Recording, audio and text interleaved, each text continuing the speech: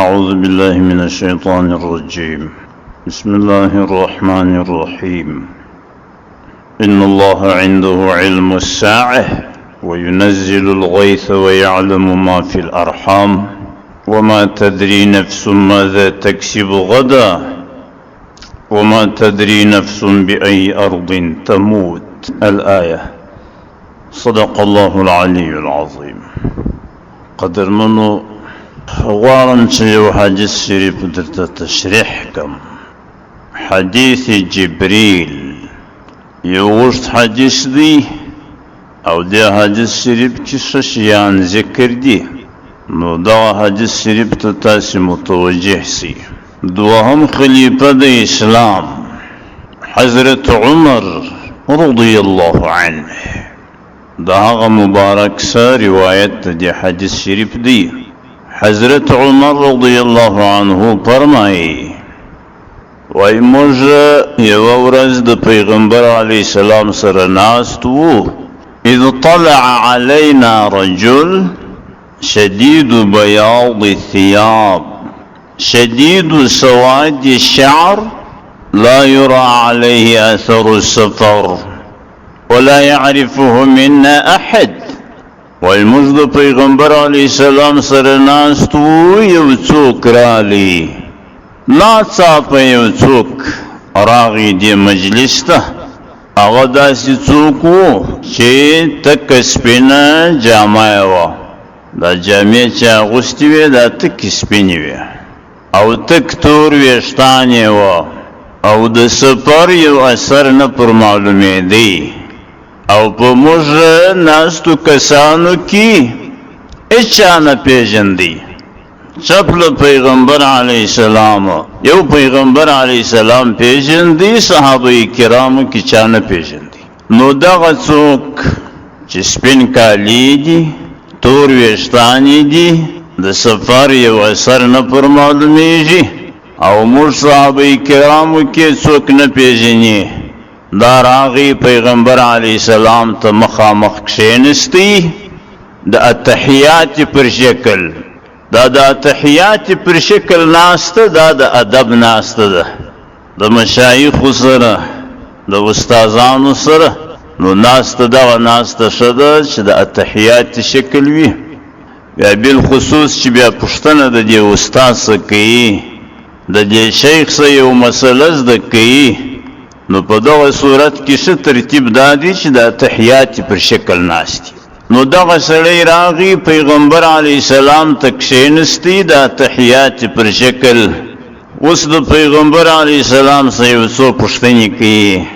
پیغمبر علی السلام جوابونه ورکړي او تاسو به وروسته د حدیث په پای کې پوسی چې دغه کس دغه ځوان دا تور ویښتان چې دي دا سپینه جامه چې ده دا د سفر اثر نه پر معلومیږي او صحابه کرام یې نه پیژني پیغمبر علیه السلام ته مخامخ دا تحیات پر شکل کښینستی دغه څوک به بیا تاسې وپیژنئ چې دا جبرائیل علیه السلام دی جبرائیل علیه السلام دی اوس د پیغمبر علیه السلام څخه پوښتنې کوي مطلوب یې دا دی چې دغه د مجلس خلق صحابه کرام دا دین وپیژني چې دین څه شی دی اسلام څه شی دی ایمان څه شی دی احسان څه شی دی نو د پیغمبر علیه السلام څخه دغه پوښتنې کوي پیغمبر علیه السلام جوابونه ورکوي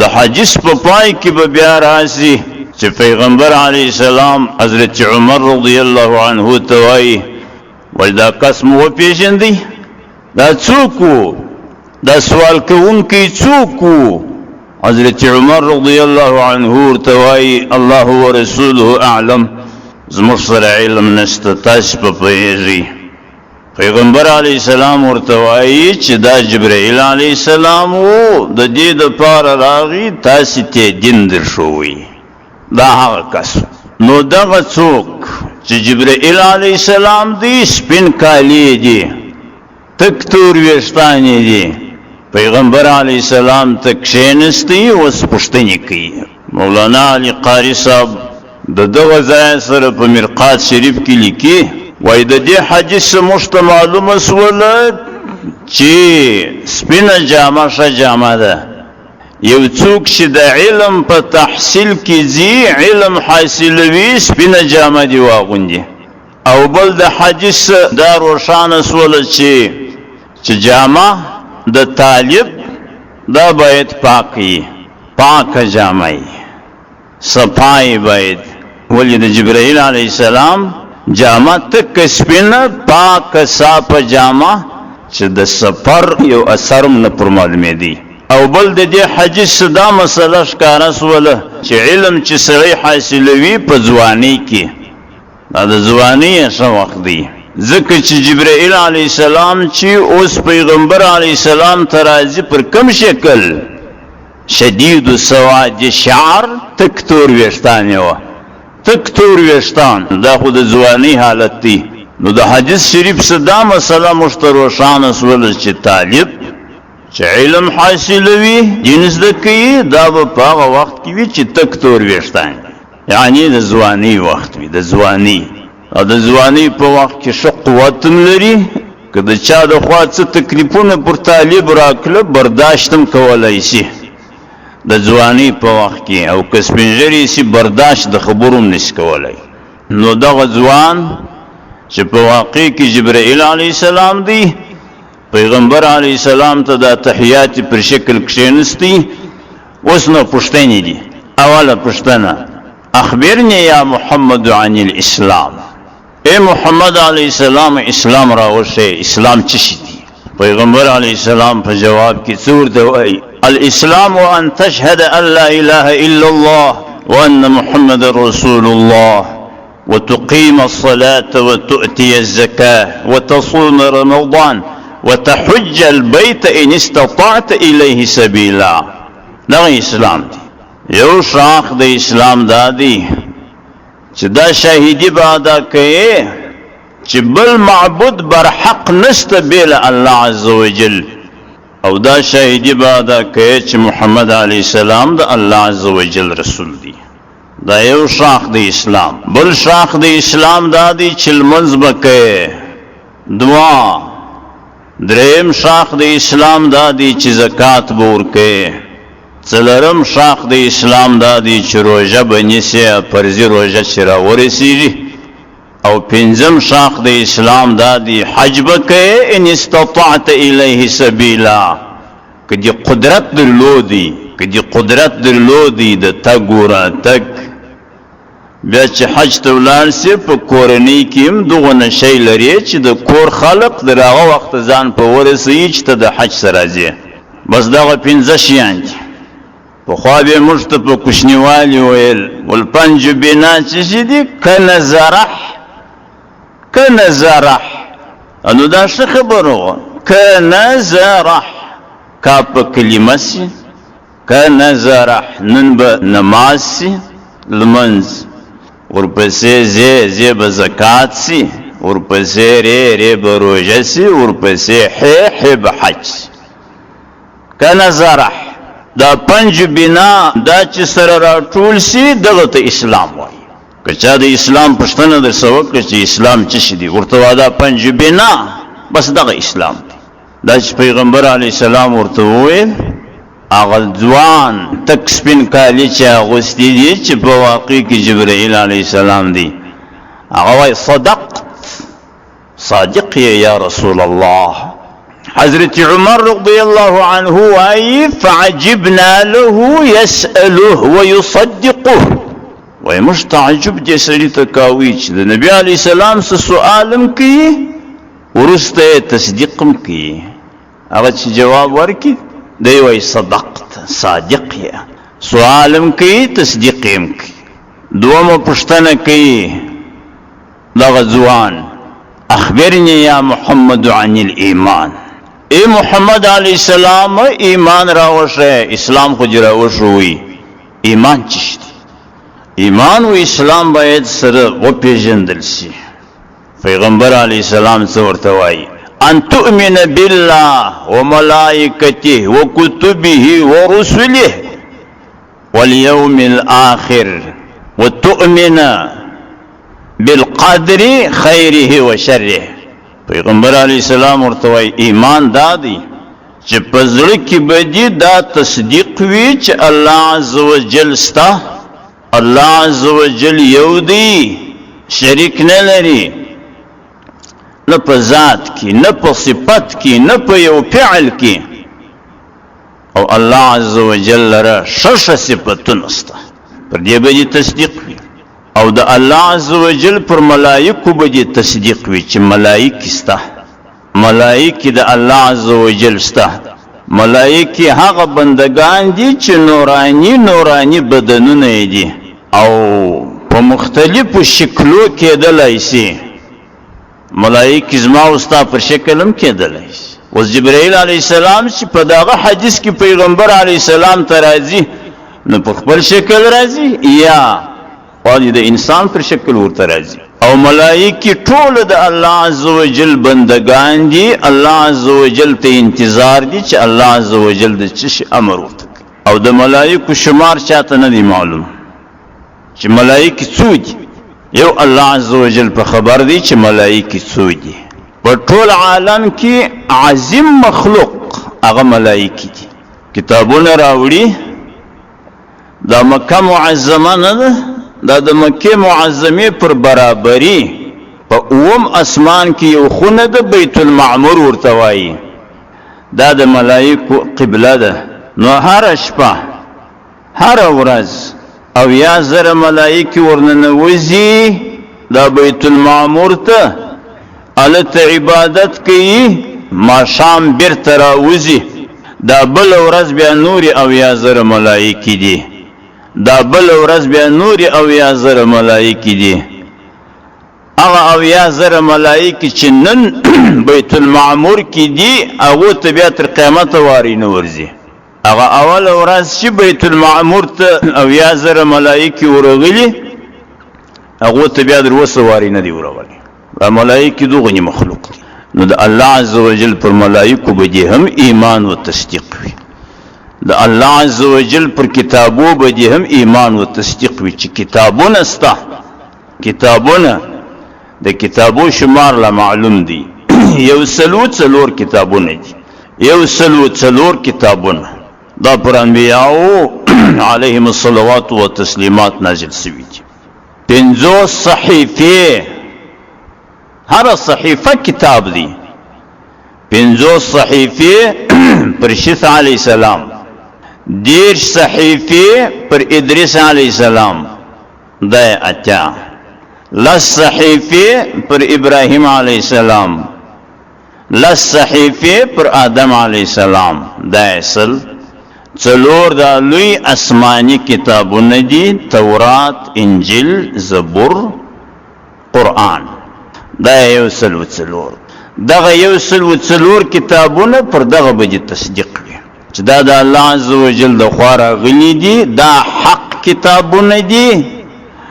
او دا به دې عقیده وي چې په دې ټولو کتابو کې آخرنی کتاب چې قرآن دی دا تر ټولو افضل دی او د ټولو دپاره ناسخ دی. قرآن کریم چې راغی نو نور کتابونه مخکنی ټولو منسوخ سوله. منسوخ څه معنی؟ عمل نه پکېږي.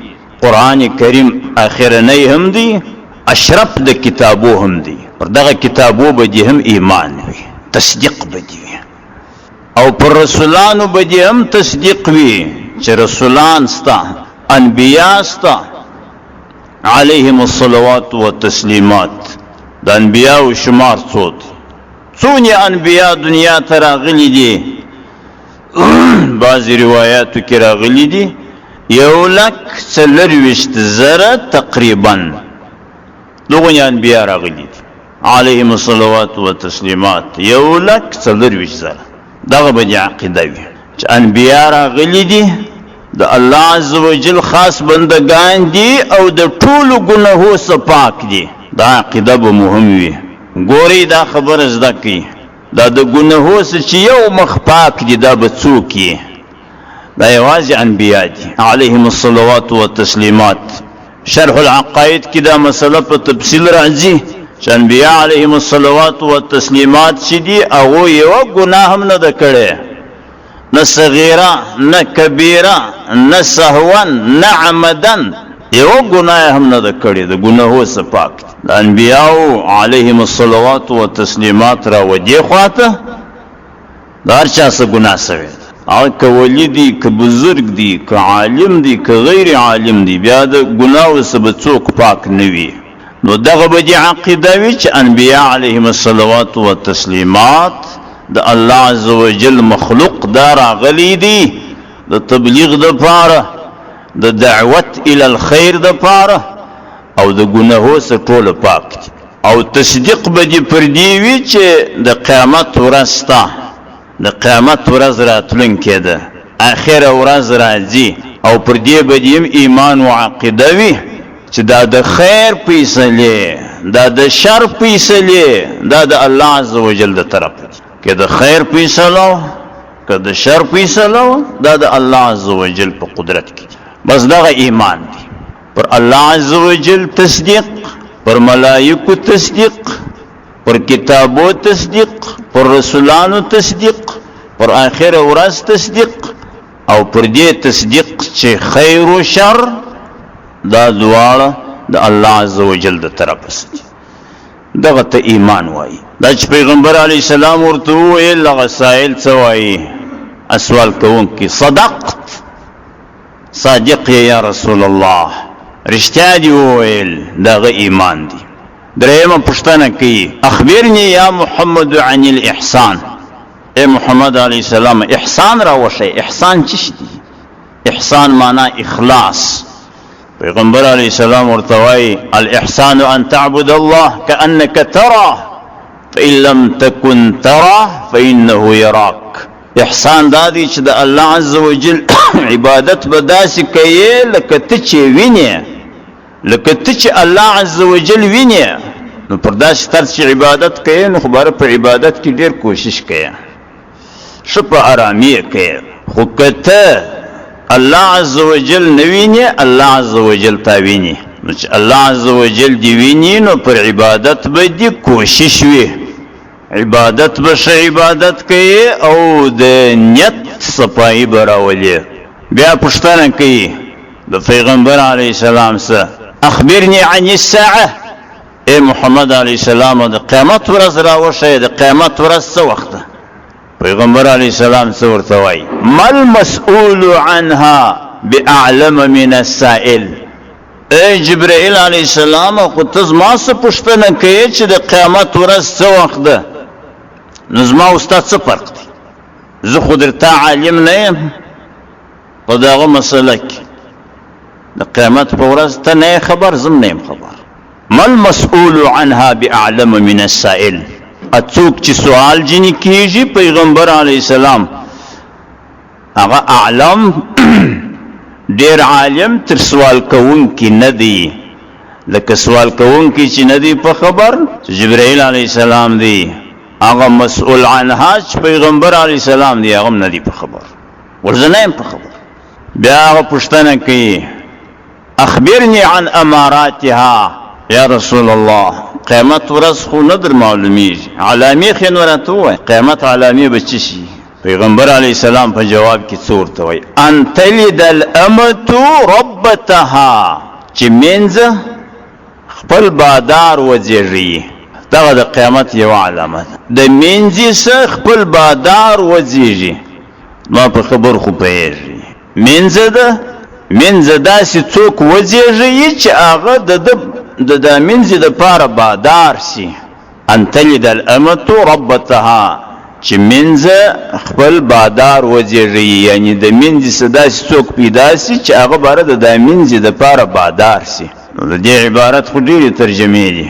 یوه لنډه ترجمه یې دا ده چې د ښځو څخه داسې بچان پیدا سي چې هغه بچان باره پر دغه خپلو مندو باندې باداران وي.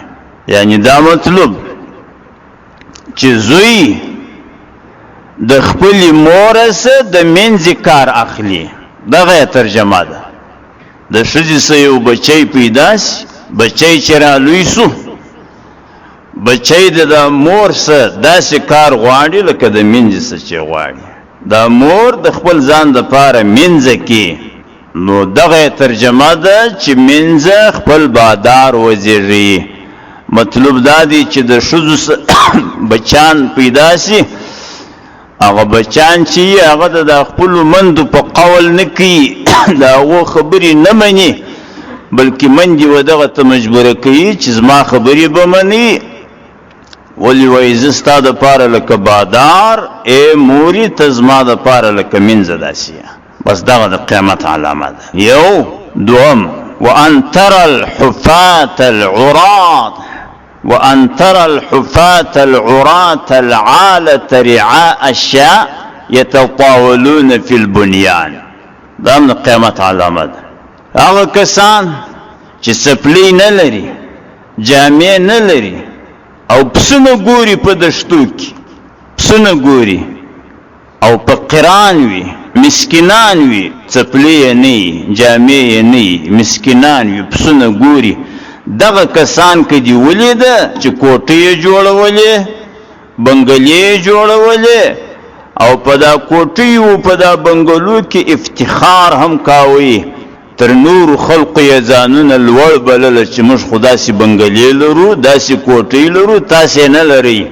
دغسې کسان که پیدا سوله، دا هم د قیامت علامه ده چې څپلې یې نه وي، جامې یې نه وي، مسکینان وي، پسونه ګوري په دښتو کې، په غرو کې. دغه کسان چې راشي کوټیانې جوړې کړي، په دا کوټیانو کې دوی افتخارات کوي. بس دغه د قیامت علامه ده. نو پوښتنې خلاص وي، جوابونه خلاص وله. نو حضرت عمر رضی الله عنه وایي وایي سوال کوونکی باره ولاړی، د پیغمبر علیه السلام څخه چې دا پوښتنې کولې هغه ولاړی. یو څه وخت تېر شو، پیغمبر علیه السلام وایي ما ته وایي یا عمر اتدري من السائل؟ ای حضرت عمر ته پوه شوې دغه سوال کوونکی څوک؟ دا دې وپېژندې؟ والما الله ورسوله اعلم، الله دا هغه رسول صلی الله علیه وسلم هغه ښه پوهېږي. پیغمبر علیه السلام ورته وایي چې انه جبریل اتاکم یعلمکم دینکم. دا جبرائیل علیه السلام تاسو ته دین در وښوي. ای صحابه کرامو، دا جبرائیل علیه السلام تاسو ته دین در وښوي. دین خو مو وپېژندي، اسلام مو وپېژندي، اسلام، ایمان، احسان، دا مو وپېژندل. دا درې چې بیا سره یو ځای سي دغه ته دین وایي. ایمان، اسلام، احسان، دا درې چې سره مجموع سي دا مجموع ته بیا دین وایي. نو تاسو ته دین در وښو. دا حدیث جبریل دی، حدیث جبریل. دا نږدې مشکات شریف کې په دا دوم مخ کې دغه حدیث شریف دی. او د حدیث شریف روایت دوهم خلیفه د اسلام امیر المؤمنین حضرت عمر رضی الله عنه هغه روایت کی، هغه د دې حدیث شریف روایت راته وکړي او د حدیث شریف تشریح مو واورېد. اسلام مو هم وپېژندي، ایمان مو هم وپېژندي، احسان مو هم وپېژندي. او په حدیث کې دا هم راته ښکاره سوله چې د قیامت د ورځې معلومات د هېچا سره نشته، یوازې د الله عز وجل سره دي. پیغمبر علیه السلام هم نه دی په خبر. پیغمبر علیه السلام څونه شخصیت دی، خو بیا هم د قیامت د ورځې معلومات نشته ورته. البته د قیامت د ورځې د علامو معلومات بیا ورسره وو چې د قیامت د ورځې علامې تشریح کړې. دا حدیث شریف په پای کې هم دا خبره راځي چې هغه آیات کریمه چې په سورة لقمان کې دی، آخرنۍ آیت. اعوذ بالله من الشیطان الرجیم، بسم الله الرحمن الرحیم. ان الله عنده علم الساعة وينزل الغيث ويعلم ما في الارحام وما تدري نفس ماذا تكسب غدا وما تدري نفس بأي أرض تموت. چې پنځه شیان دي چې دا غو علم یوازې او یوازې د الله عز وجل سره دی. مخلوق ته هغه علم نشته. په پنځو شیانو کې دغه یو د قیامت ورځ وه. د قیامت د ورځې معلومات دا د الله عز وجل سره دی. د باران د اورېدو معلومات څه وخت به باران کیږي، چیرې به کیږي، د مخلوق سره دا علم نشته، دا د الله عز وجل سره دی. د ښځې په رحم کې د بچي معلومات، چې دا بچی چې د ښځې په رحم کې دی دغه نارینه دی که ښځینه، دا معلومات هم د مخلوق سره نشته، دا د الله عز وجل سره دی. او دا معلومات چې سبا به زو ته څه کوو، په دې یوازې الله عز وجل خبر دی. سبا به زه کوم کار کوم، سبا به زه چیرې یم، سبا به زه په څه شي اخته یم، دا علم هم د مخلوق سره نشته. او پنځم شی د انسان د مرګ ځای او وخت، د دې علم د الله عز وجل سره دی. چیرې به زه مرم، څه وخت به مرم، دوې خبرې سوې، چیرې به مرم، څه وخت به مرم، نو دا علم هم د الله عز وجل سره دی. بس دا پنځه شیان دي. د سورة لقمان په اخرنی آیات کې دغه پنځه شیان الله عز وجل ذکر کړی دي. نو په دې هم پوسولو چې د قیامت د ورځې معلومات د چا سره نشته. البته دغه معلومات شته چې د قیامت ورځ به د جمعې په ورځ، دغه معلومات شته. د قیامت ورځ شروع کیږي، د جمعې په ورځ به شروع وي. البته د جمعې ورځ بیا نه د معلومه کومه جمعه ده، کومه جمعه ده، په کومه میاشت کې ده، په کوم کال کې ده، په کوم تاریخ کې ده. نو د قیامت د ورځې معلومات نشته. د قیامت د علامو معلومات پیغمبر علیه السلام راکړي، بعضې علامې راته وویلې، ټولې علامې نه. دا حدیث جبریل و چې لږ تشریح مې درته وکړه. وصلی الله تعالی علی رسوله محمد.